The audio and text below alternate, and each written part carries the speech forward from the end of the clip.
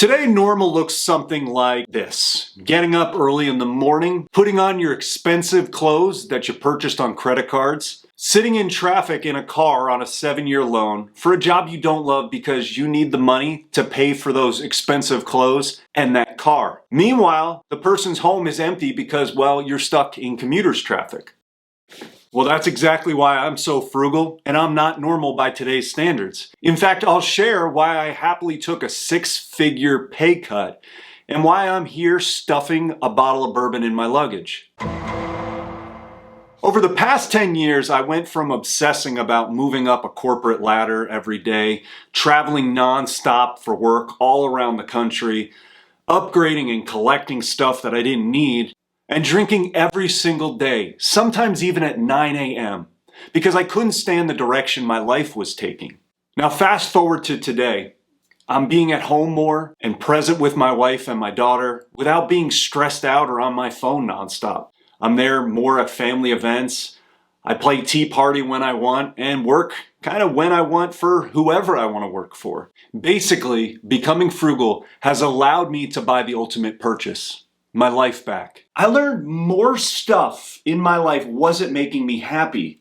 Having more time is what made me happy. My soul was for sale. I had a bunch of rock bottom moments and wake-up calls along the way that kind of prompted me to become so frugal over a decade ago. I had over $250,000 in medical debt from having cancer twice, to feeling trapped in a job I just didn't love anymore and I wasn't doing the work that I wanted to do. Now, I'm not one of these people that figured out how to be smart at a young age and kept going. No, I had to learn this the hard way. In fact, I didn't really start understanding finances at all till my early 30s. Although I was born and raised in New Jersey my whole life. I was transferred to Northern California, and my wife and I chose to live in a little mini mansion. Now, that demanded that we work a lot of hours to be able to afford this thing. We both worked in retail and, well, we were never home in this house together to enjoy it. So when I was out there and I had cancer twice, I didn't have family nearby to come visit. And we were trying to be the Joneses. And it turns out the Joneses are pretty unhappy, lonely, stressed, and miserable people. At least that's what we were. So becoming more frugal and getting out of a substantial amount of medical debt, it wasn't natural to me. It was a little bit more comfortable for my wife. But for me, it was a foreign concept. But we knew things in our life needed to change, and that included getting out of debt, downsizing, and finding ways to be together more. We also decided we wanted to move closer to home, and my personal goal was for my wife to outright own a home in case I became ill again and couldn't provide for our family. My wife was eventually able to leave her job so that we could spend more time together, and she could be there for me during my chemo treatments. So I wanted the woman that left her career for me and my health to never have to worry about a place to live if I wasn't going to be around, and certainly didn't want to leave her with any debts. We eventually, and it took several years, got out of debt, and we just kept going. We just pretended like we still had $250,000 in medical debt. We then paid off our 3 cars, we sold one of them, and any outstanding loans we paid off. We stopped using credit cards altogether, and we saved up enough money to pay off our house. And it turns out you don't have to actually spend everything you make. In fact, you become happier when you don't spend it all. Coming up, I'll share some of the things I do and don't spend money on now. But for the last decade, we've been living like we still have $250,000 in medical debt.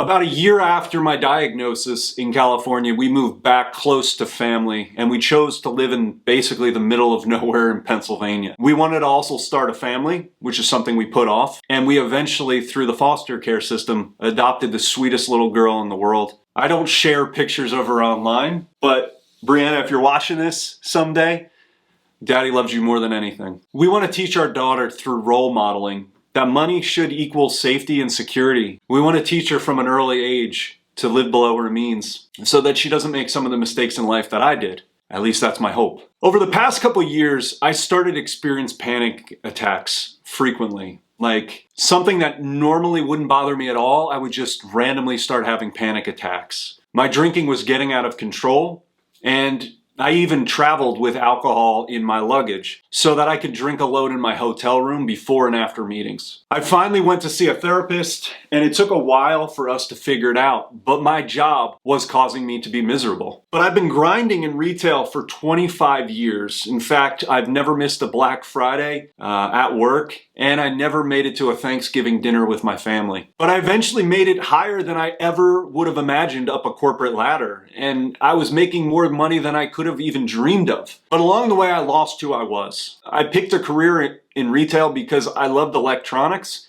and I love sharing my knowledge and passion with customers and employees. I fell in love with being a manager and developing others. But over the last 4 years in my job, I don't talk about electronics anymore.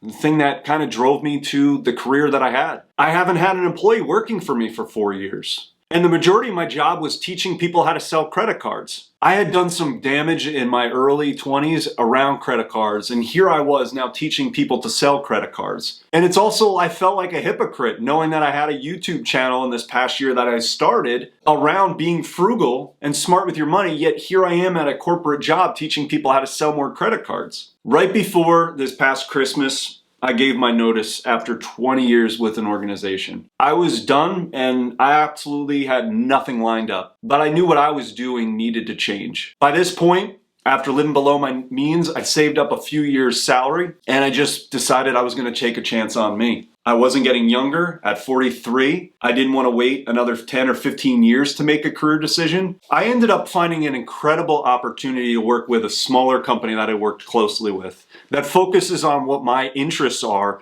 and lines up with my values as a company. Basically, if I wrote on paper what my dream job was that was the job I took.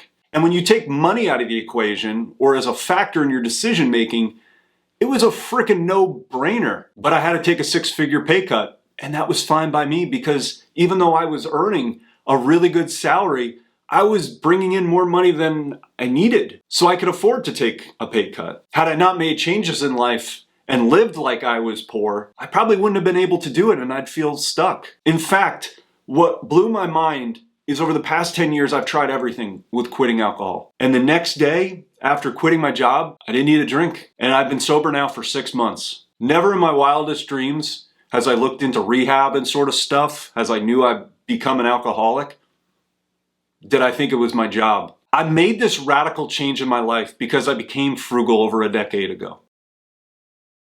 So we've lived well below 50% of our income. In fact, there's years that we were probably like 75% of the income. At this point in our life, we have no car payments and no mortgage anymore. We use old phones because there's really not much of a difference. We have no cable or streaming services whatsoever at this point. We vacation for free using points. We don't eat out maybe once a year. We don't order out because it's a waste of money. And we don't go shopping to malls. Nearly all of our clothes, including our daughters, comes from Costco. We shop at the restaurant supply for kitchen stuff like utensils because it's a fraction of the price of what you'd pay at an Amazon or a Walmart or something like that. We check monthly which credit card pays the most points, and then we have a plan to use that so we maximize those points for those free vacations. In the last couple of years, any local business that we shop with, or even if it is a restaurant, we now ask, do you have a credit card fee that comes along with it? Because believe it or not, here in the US, a lot of companies are now charging you a standard 3% if you use credit cards. So we often bring cash with us just in case of that event, if whatever purchase we're making. But if you haven't, start asking that question. You'd be surprised who actually charges you, and it's just built into the bill. My wife and I do our haircuts for home. Mine's become easier since I lost my hair in my 40s. I've always loved home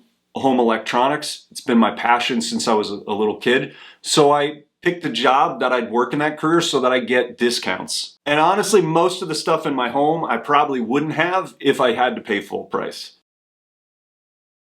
So here are some examples of things I am not frugal on whatsoever. And it's important to invest in the things that give you joy in life, just not paying top dollar for everything. So we are sending our daughter to private and Catholic school. We believe it lines up with her values, and we want her to get the best education possible in our area. We do pay someone to cut our lawn every week. Now, that kind of goes against everything I'm saying, but we live on over an acre, and it is a freaking nightmare of a yard. We spend a lot of money on our pets. We have 3 cats and 2 dogs, but we spare no expenses when it comes to our pets. Including, we have several fish tanks around our house, including a custom-built acrylic one in our living room. We often donate to our church, foster care, the American Cancer Society, St. Jude's, and any animal rescue efforts that we can. We do have a movie theater in our house, and thank God for those discounts, but my wife and I enjoy watching movies every day, and we love having like a movie night with our daughter. We do have nice cars